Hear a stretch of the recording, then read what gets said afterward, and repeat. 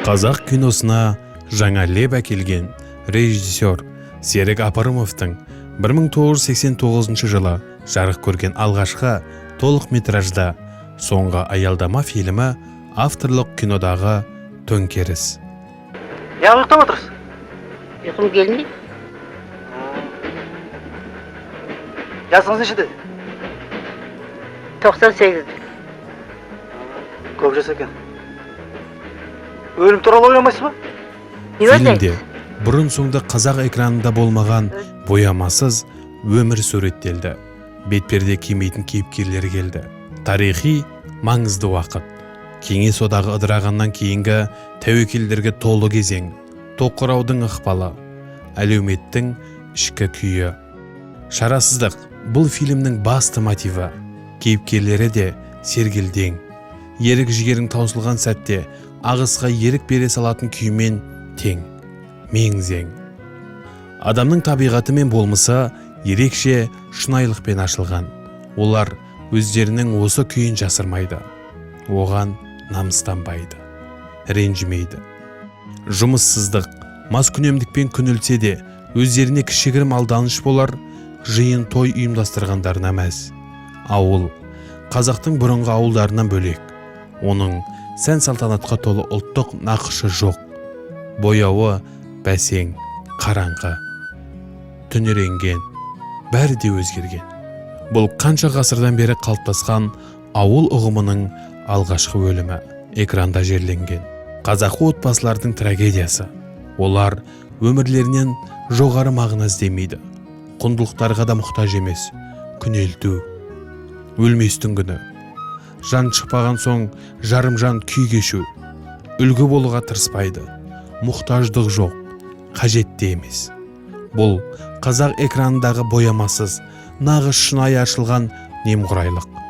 Басты кейіпкер Еркін осыны түйсінеді. Қалаға кетуге әрекет жасайды. Өзін құтқарғысы келеді. Мағынасыздық. Оның табиғатына жалығу тән. Бұл күйді үлкен өзгерістер алдындағы үзіліс дейді. Үнсіздік, аялдама, төзімнің соңы, шешім қабылдау алдындағы маңызды сәт. Рухындағы бар батылдығын жинап, шешуші қадамға бару, шеңберден шығу, қағидаларды бұзу. Осындай сәттердің алдында соңғы аялдамада тұру, күту, үздігу, үміттену бәрінен де маңызды. Үлкен өзгерістер мен шешуші қадамдар соңғы нүктеден кейінгі жаңа жолдан басталады.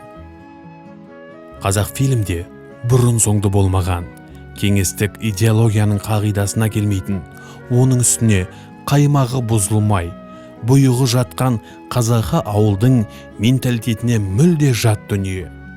Сондағы кейіпкер сомдаған кейуананың өрімдей қыз бен алпамыстай азаматтың туған ауылында жер басып жүруі сол кезде қиямет қайым болғаны жасырын емес.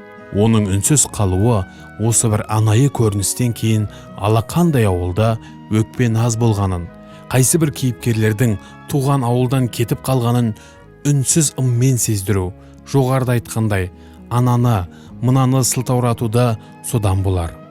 Ал фильмдегі осы эпизодтар режиссердің өз қиялынан туса да, Апарымовтың ащы шындық тоталитарлық жүйенің жүгенсіздігін көрсетіп, өркениеттен шет қалған ауылды әлемдік экранға шығаруы бұл туындыны қазақ фильмнің озық дүниелерінің қатарына қосты.